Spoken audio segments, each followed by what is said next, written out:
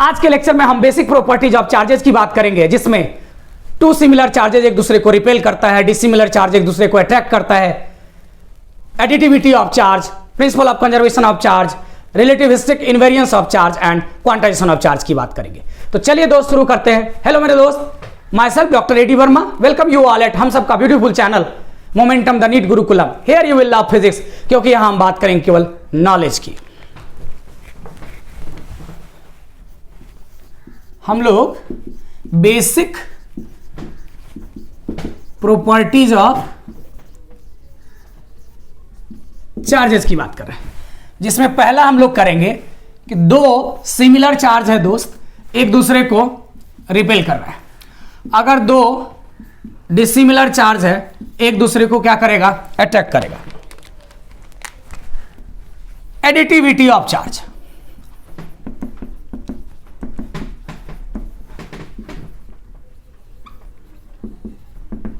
Charge क्या है दोस्त, स्केलर क्वांटिटी है,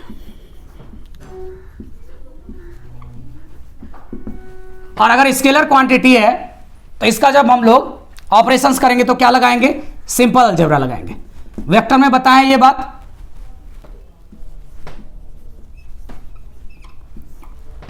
यानी चार्ज को ऐड करते वक्त simply you will use simple algebra. Clear? Since charge is a scalar quantity so it can be added algebraically.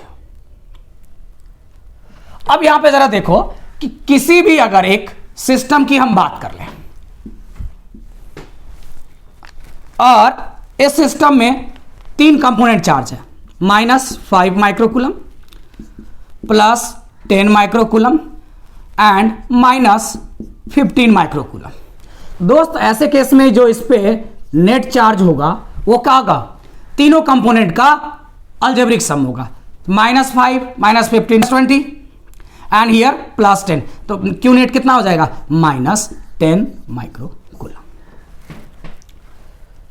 Third one जो हम बात करेंगे दोस्त, principal of conservation of charge.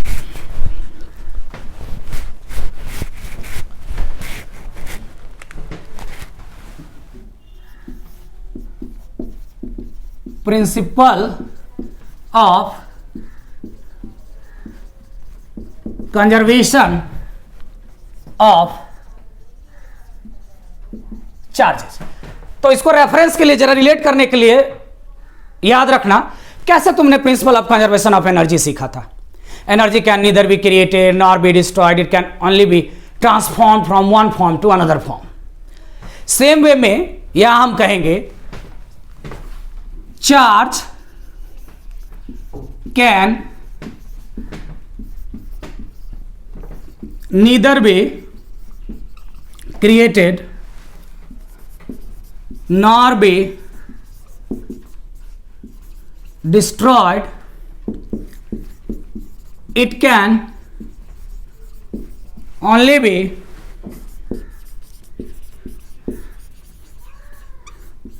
transferred from one body to another। But दोस्त इसको हम लोग reference के लिए कंपेयर किए। Principal of conservation of charge की जब बात करते हैं तो अब ये बात जो हम कहने जा रहे हैं, charge can neither be created, थोड़ी सी इसके साथ, एंड नॉर बी डिस्ट्रॉयड, थोड़ी सी इसके साथ दिक्कत है मेरे दोस्त, वो अभी क्लियर होगा। तो एग्जैक्ट जो मैं यूज करने जा रहा हूं, जो कंप्लीट पिक्चर आपको देगा, इसको दिमाग में रखना है। द टोटल चार्ज ऑफ, इसको याद रखना है, the total charge of any isolated system always remains conserve. ये एक्यूरेट है दोस्त, ये कंप्लीट पिक्चर देगा। अब जरा इसी को डिटेल में कुछ एग्जांपल्स की सहायता से क्लियर करते हैं, देखना मजा आ जाएगा।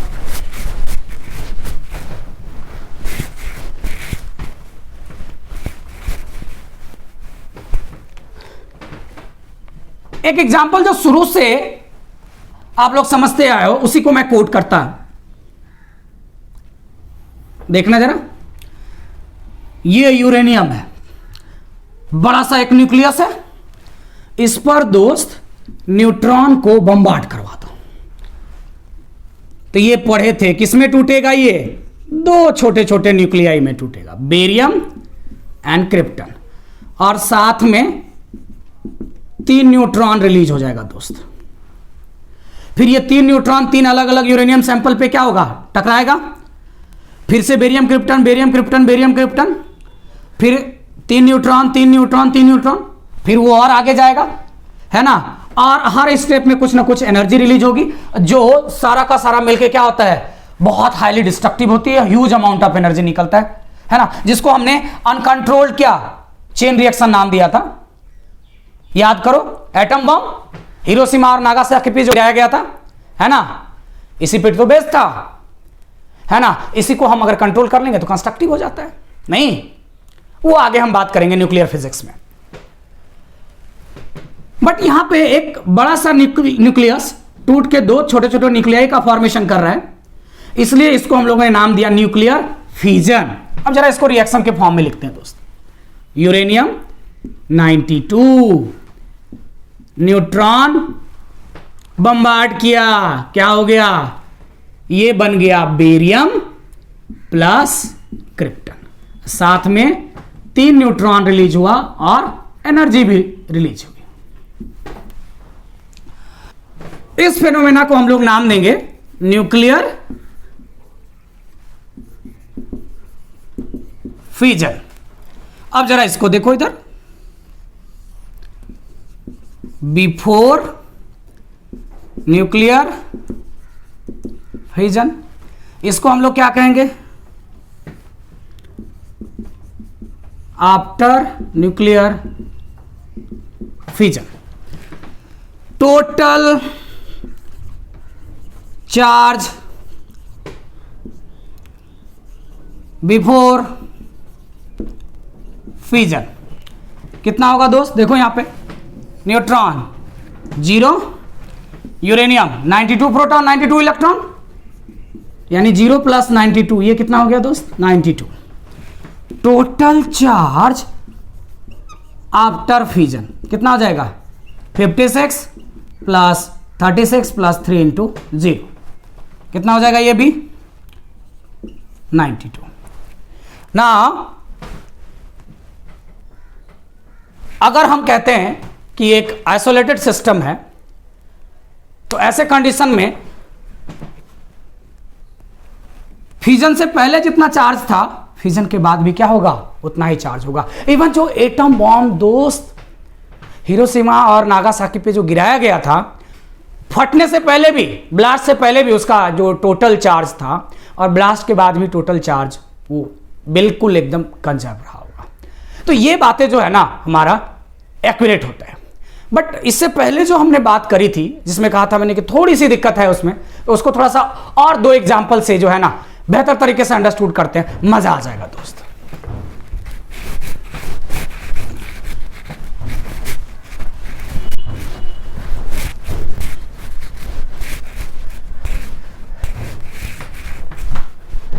नाउ सी, एक यहां पे हैवी मेटल न्यूक्लियस है दोस्त। इस हैवी मेटल न्यूक्लियस पे आप हाई एनर्जी फोटोन को क्या करते हो, बम्बार्ड करते हो। सपोज करो गामा रे, तो E = क्या, h/nu, बम्बार्ड क्या इस पे।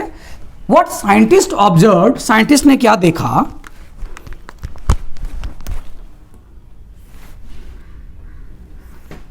यहां 2 पार्टिकल का फॉर्मेशन होता है।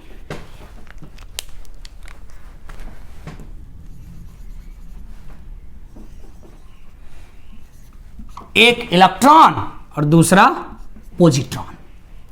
इसको क्या कहा तुमने, इलेक्ट्रॉन, और ये क्या हो गया दोस्त, पॉजिट्रॉन।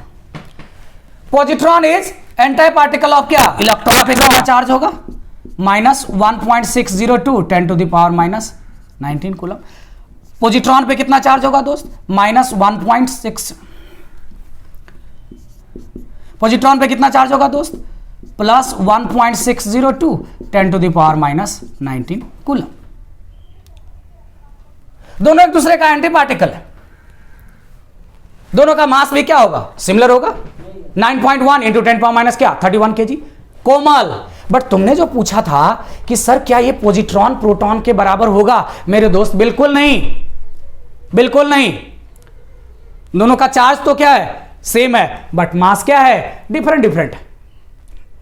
गेटिंग माय पॉइंट, ये चीजें याद रखना। अब यहां पे देखो दोस्त, here energy has been converted into mass. Energy से क्या बन गया, मास बन गया। अरे दोनों पार्टिकल के पास मास तो होगा ही ना। नाउ इलेक्ट्रॉन एंड पॉजिट्रॉन, यहां एनर्जी कन्वर्ट हुआ किसमें, मास में। Getting my point. तो अब जरा देखना दोस्त, इसमें है ना, मैं शॉर्ट में लिख रहा हूं बिफोर, यहां लिख दो आफ्टर। टोटल चार्ज देखो, पहले की टोटल चार्ज कितना होगा, तो चूंकि ये एनर्जी है तो इसके पास चार्ज क्या हो जाएगा, 0। यहां पे क्यू नेट देखो, E minus plus E plus, net charge यहां भी 0 हुआ दोस्त। तो क्या ये principal of conservation of charge को फॉलो नहीं कर रहा, बिल्कुल कर रहा है। लेकिन एक बात देखो, यहां पे चार्ज का फॉर्मेशन भी तो हो रहा है, you can create the charge. Clear, इसलिए मैंने जो डेफिनेशन लिखा था, मैंने कहा था थोड़ी सी वहां उसके साथ प्रॉब्लम है। इस इंटायर फेनोमेना को दोस्त हम लोग नाम देते हैं क्या, पेयर प्रोडक्शन। क्या नाम देंगे इसको, पेयर प्रोडक्शन, क्योंकि यहां पार्टिकल का जोड़े में फॉर्मेशन होता है। जरा सा इसका ऑपोजिट फेनोमेना देखते हैं। हमेशा हम लोग साइंस में क्या, पॉजिटिव एस्पेक्ट्स भी, नेगेटिव एस्पेक्ट्स भी, रिवर्स भी, हर चीज पॉसिबिलिटी बनाते हैं, यही तो साइंस है। तो साइंटिस्ट ने कहा कि जब इस दोनों पार्टिकल को हम तेजी से कोलाइड करते हैं,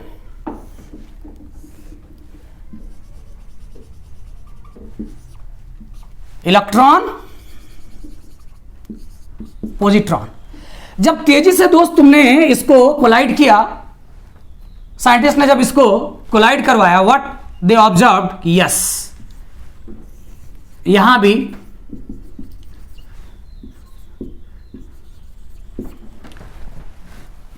जब ये दोनों चार्ज आपस में कोलाइड करता है ना, ये कोलाइड करने के बाद फिर से क्या होता है, एनर्जी में तब्दील हो जाता है ना, गामा रे का फिर से फॉर्मेशन हो जाता है। Here mass is converted into क्या, एनर्जी।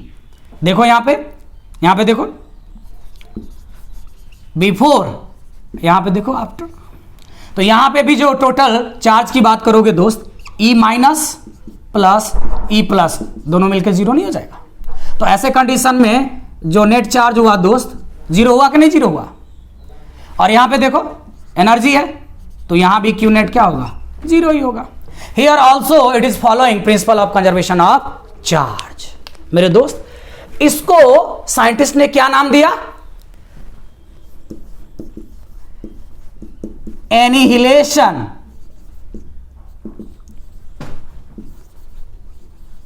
चार्ज कैंसिलेशन, या इसी को तुम कह दोगे, इसी को क्या कहोगे, पेयर एनिहिलेशन।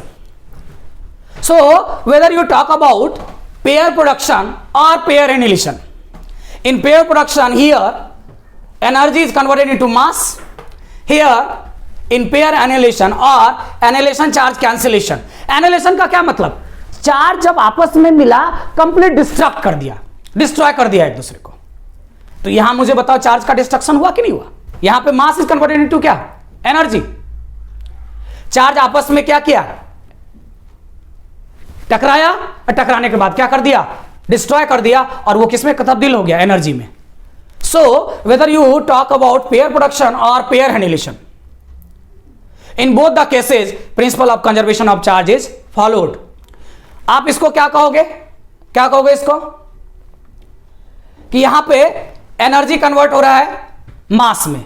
इसको क्या कहोगे, यहां पे मास कन्वर्ट हो रहा है क्या, एनर्जी में। अरे is equal to M C square तो पढ़े हो, आगे और भी बात करेंगे इस पे। तो यहां पे देखो एक चीज और याद रखना इसके साथ, कि दोनों ही फेनोमेना ना तो ये separately principle of conservation of energy को फॉलो कर रहा है, ना ही principle of conservation of mass को फॉलो कर रहा है। तो क्या कहेंगे यहां पे, यस ये दोनों ही phenomena principle of conservation of mass energy को कंबाइंडली फॉलो कर रहा है। तो देखो चार इंपॉर्टेंट पॉइंट तुम्हें दिमाग में रखनी थी, कि यहां पे चार्ज बन भी रहा है, चार्ज डिस्ट्रॉय भी हो रहा है। यहां पे एनर्जी का कन्वर्सन मास में, मास का कन्वर्सन यहां पे क्या, एनर्जी में। दोनों ही सेपरेटली ना तो principle of conservation of energy को फॉलो कर रहा है, ना ही प्रिंसिपल ऑफ कंजर्वेशन ऑफ क्या, मास को फॉलो कर रहा है। हां, principle of conservation of mass energy को कंबाइंडली फॉलो कर रहा है। एंड लास्ट पॉइंट क्या, fourth point, they both are following principle of conservation of charge मेरे दोस्त। तो ये चीजें याद रखना है ना।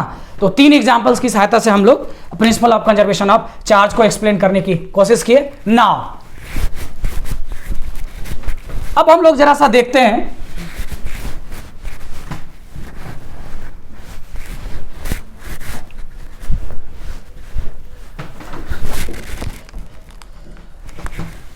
Fourth one,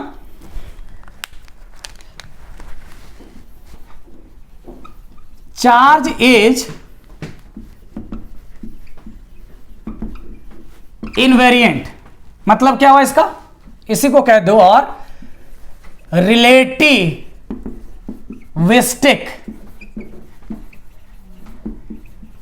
invariance of charge मेरे दोस्त। समझते हैं इसको, क्या मतलब है इसका। एक फार्मूला मैकेनिक्स में मैंने डिस्कस किया था जब क्लासिकल मैकेनिक्स को क्वांटम मैकेनिक्स से कंपेयर करवाया था। तो according to Einstein theory of relativity मैंने कहा था M R is equal to M not under root 1 minus V square by C square. बोलो, बोला था कि नहीं बोला था। तो यहां पे देखना दोस्त, जहां पे एम आर जो है तुम्हारा रिलेटिव मास है, एम नॉट क्या है तुम्हारा, रेस्ट मास है, वी क्या है तुम्हारा, speed of object, and C is the speed of light. और कितना, 3 × 10⁸ मीटर पर सेकेंड। यानी एक सेकेंड में लाइट 3 × 10⁸ मीटर का डिस्टेंस ट्रेवल करता है, या 3 लाख किलोमीटर का डिस्टेंस ट्रेवल करता है। And that is considered as क्या, एब्सोल्यूट स्पीड, है ना। एब्सोल्यूट का क्या मतलब, अनअचीवेबल, एब्सोल्यूट मोशन है। अब इस एब्सोल्यूट मोशन का क्या मतलब है, इस सी में कोई भी वी जोड़ दो तब भी सी ही मिलेगा, इस सी में कोई भी वी माइनस कर दो तब भी सी मिलेगा, मैंने बताया था। लेकिन दोस्त अगर ये वी खूब बढ़ाते जाओ तुम, और ऐसा हो जाए कि इसके कंपैरिजन में ये कंपेरेबल हो जाए, मतलब जब ये अपनी औकात दिखाने लगे इसके कंपैरिजन में, तो वैसे कंडीशन में ये वैल्यू क्या होगी, चेंज करने लगेगी। तो जरा देखो दोस्त क्या बताए थे, जैसे ही तुम वेलोसिटी बढ़ाओगे और इतना बढ़ा दो कि इसके कंपैरिजन में ये अपना सिग्निफिकेंस दिखाने लगे, तो जब v बढ़ेगा तो क्या होगा, v स्क्वायर की भी वैल्यू बढ़ेगी, और जब v स्क्वायर की वैल्यू बढ़ेगी तो क्या होगा, complete v square by C square, v square by C square, इसकी भी वैल्यू बढ़ेगी। और जब ये वैल्यू बढ़ेगी तो 1 minus this overall value 1 minus V square by C square under root, ये वैल्यू क्या होगी, घटेगी। और जब ये घटेगी, इंटायर टर्म दोस्त क्या है, नीचे है, कैसा रिलेशन, इनवर्स रिलेशन, तो ये घटेगी तो ये तो बढ़वे नहीं करेगा। तो वैसे कंडीशन में दोस्त क्या हो जाएगा, एम आर की वैल्यू क्या हो जाएगी, बढ़ती चली जाएगी। यानी मास क्या है, रिलेटिविस्टिक वेरिएंट है, यानी मास पर जो है ना उसके स्पीड का प्रभाव पड़ता है। जैसे जैसे हमारा क्या होगा, वेलोसिटी बढ़ेगा, वी स्क्वायर बढ़ेगा, V square by C square बढ़ेगा, 1 minus V square by C square का अंडर रूट, ये वैल्यू क्या होगी, घटेगी, और रिलेटिव मास क्या हो जाएगी, बढ़ जाएगी। तो यानी अगर यहां पे मैं कहूं दोस्त, एक ऑब्जेक्ट ले लो और ये जो है अभी मान लो कि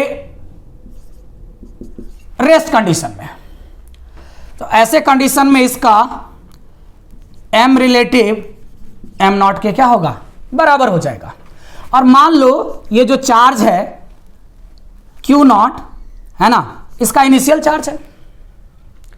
अब जैसे इसको तुमने v वेलोसिटी से क्या करवा दिया, मूव करा दिया, और मूव भी ऐसे करा रहे हो जो लगभग अपना क्या सिग्निफिकेंस दिखा रहा है स्पीड ऑफ लाइट के कंपैरिजन में, तो वैसे कंडीशन में क्या होगा दोस्त, इसका mr जो है m नॉट के बराबर नहीं रहेगा, इसका mr क्या हो जाएगा, इंक्रीज करता जाएगा जब हम इसकी वेलोसिटी बढ़ाते जाएंगे।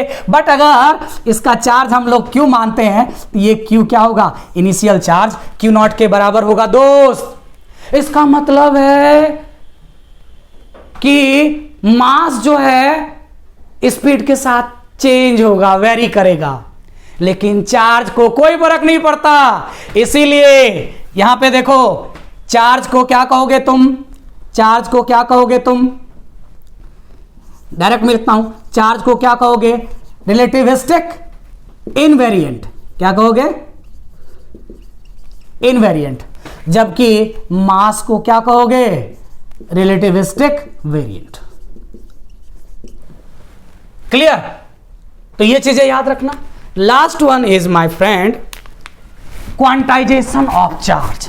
जरा इसको बड़ा खूबसूरत तरीके से समझते हैं, क्योंकि इसी पे 2 लेक्चर कम से कम हमारा न्यूमेरिकल ही जाएगा, और इनिशियल से लेके सारे एडवांस तक के न्यूमेरिकल्स की हम लोग बात करेंगे इसमें, और एक सेपरेट डीएचए इस पे मैं डिस्ट्रीब्यूट करता हूं, और फिर इसको सॉल्व भी करते हैं ताकि आपको पूरा का पूरा डिटेल आइडिया लग जाए। थोड़ा सा इसको हम उसी फॉर्म में देखेंगे भी। 5th one is quantization of charge. इसको समझने के लिए दोस्त याद करो, मॉडर्न फिजिक्स में मैंने क्या बताया था तुम लोग को, जब हमने प्लैंक्स क्वांटम थ्योरी दिया था तो क्या कहा था, हर चीज हम रेफरेंस से देखो, कंपैरिजन करके पढ़ोगे ना हर चीजें, फिजिक्स जिंदगी में भूलोगे नहीं। यही चीज हम करते हैं। इंटर इलेक्ट्रोस्टैटिक को अब क्या करेंगे हम लोग, आगे मैग्नेटिज्म से रिलेट करेंगे पूरी डायपोल तक, है ना। तो एक माइंड में कंपैरिजन बैठेगा, उसी तरह से ट्रांसलेटरी मोशन को रोटेटरी मोशन, सारे इक्वेशंस को कंपेयर करेंगे, तो धीरे धीरे धीरे धीरे क्या होता है, आपकी कैपेबिलिटी बढ़ती जाती है और हर चीज ब्रेन में मैप के थ्रू बन जाता है ना। तो यहां पे देखो दोस्त, अगर मैं यहां पे एक किसी ब्लैक बॉडी की बात करता हूं, तो प्लैंक साहब ने क्या कहा था कि कोई भी ब्लैक बॉडी जो रेडिएशन इमिट करता है वो डिस्क्रीट मैनर में करता है, टूट टूट के करता है, डिसकंटिन्यूअस करता है, in the form of small packet of energy. And this packet of energy, इसी को हम लोग क्या कहते हैं, फोटोन, या क्या कहते हैं, क्वांटम। क्वांटम ज्यादा रहेगा तो क्या होगा, क्वांटा हो जाएगा। और हर फोटोन या क्वांटम के साथ सर्टेन एनर्जी एसोसिएटेड था, जिसके लिए हम लोग E = h new = hc by lambda लिखे थे, जहां h क्या था तुम्हारा, Planck's constant, new frequency, E energy, और यहां पे क्या था, लैम्डा वेवलेंथ। अब देखो दोस्त, यहां से जो एनर्जी निकल रही है ये टूट टूट के निकल रही है, डिस्क्रीट मैनर में निकल जाइए, फिक्स्ड अमाउंट ऑफ एनर्जी निकल रही है ना। ये क्वांटाइज्ड है, डिसकंटिन्यूअस है, नॉट कंटिन्यूअस। ठीक उसी तरह से मेरे दोस्त यहां याद रखना, any body can be charged if it losses और गेन्स इलेक्ट्रॉन। यानी Q = प्लस माइनस हम लोग एनी लिखेंगे दोस्त, लेकिन यहां n की वैल्यू 2.5 नहीं हो सकती आदित्य। कोई भी बॉडी इलेक्ट्रॉन लॉस तो करेगा, इलेक्ट्रॉन गेन तो करेगा, बट 2.5 इलेक्ट्रॉन लॉस नहीं करेगा, 2.5 इलेक्ट्रॉन गेन नहीं करेगा, है ना। डेसिमल में नहीं हो सकता। n की वैल्यू फ्रैक्शन भी नहीं हो सकती, इलेक्ट्रॉन लॉस और गेन तो करेगा, लेकिन 2/7 इलेक्ट्रॉन लॉस ये अगेन नहीं करेगा, तो करेगा क्या? ये क्या करेगा? ये हमेशा ये इंटीजर के फॉर्म में होगा दोस्त। बात समझ में आ रही है? 1 2 3 4 है ना। ऑब्वियसली यहां पे क्या करो, plus minus plus minus plus minus plus, यानी any body can be charged if it losses or gains electron, but this charge on the body will be integral multiple of charge on the electron. Electron क्या बताए थे? Elementary particle and least possible charge जो होता है, least possible charge on electron कितना? 1.602 into 10⁻⁻19 coulomb, और वो भी कैसा? नेगेटिव। बट मेरे दोस्त याद रखना, ये इलेक्ट्रॉन पे सबसे कम से कम जो चार्ज है ये इलेक्ट्रॉन पे ही पॉसिबल होता है। वो भी कब? याद रखना, independently.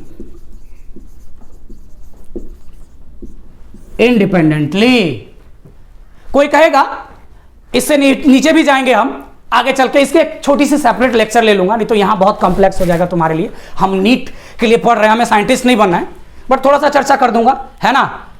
Up quark down quark की वहां भी चार्ज देखेंगे, इससे और थोड़ा सा नीचे लेवल में जाएंगे, बट उसका इंडिपेंडेंट एग्जिस्टेंस नहीं है मेरे दोस्त। Getting my point?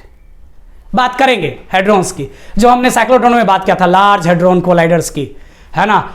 और पूरा कैसे डिस्कस करते करते करते हम लोग गॉड पार्टिकल तक गए थे, है ना। तो थोड़ी सी चर्चा कर देंगे, पूरी इंटायर हमने उस पिक्चर को दिखाने की कोशिश करी थी, है ना। तो वो उसको हम लोग और सेपरेट थोड़ा सा इसको डिस्कस करेंगे। बट यहां याद रखना कि सबसे जो लीस्ट पॉसिबल चार्ज है वो इलेक्ट्रॉन पे पॉसिबल है, और वो कितना है? 1.602 इंटू 10⁻⁻19 कूलम नेगेटिव में, और वो भी कैसा है? इंडिपेंडेंट एग्जिस्टेंस है दोस्त। क्लियर?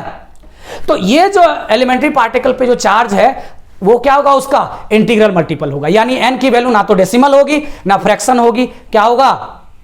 क्या होगा? एक इंटीग्रल फॉर्म में होगा। क्लियर मेरे दोस्त? तो ये चीजें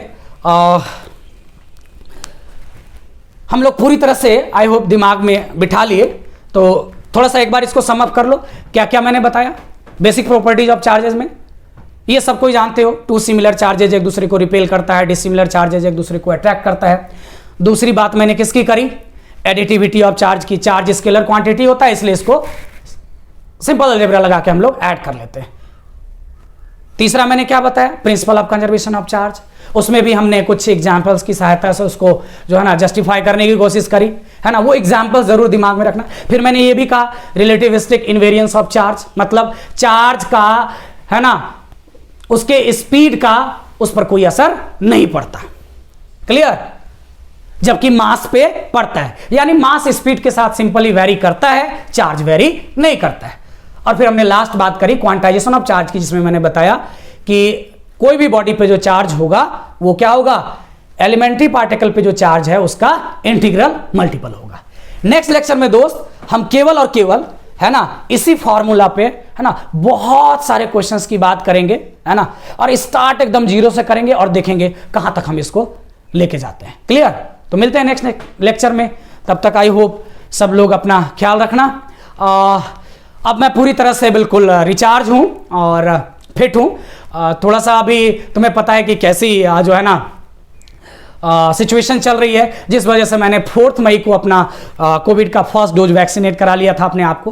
तो थोड़ा सा उस वजह से 2-3 दिन जो है मैं ऑफ रहा, but now I am fully recharge, और हम लोग इस जर्नी को बिल्कुल एकदम एनर्जी के साथ जो है ना, मोस्ट प्रोबेबली जुलाई के एंड जाते जाते हम लोग इसको सारा का सारा कंप्लीट कर लेंगे। बट मैं कोई लैंग्वेज यहाँ पे नहीं लिखूंगा, है ना, क्योंकि लैंग्वेज हम 12th के लेक्चर्स में लिखते हैं, है ना। यहाँ पे बेसिकली हम लोग केवल कीवर्ड्स की बात करेंगे, कॉन्सेप्ट्स की बात करेंगे और उसके न्यूमेरिकल्स पे चले जाएंगे।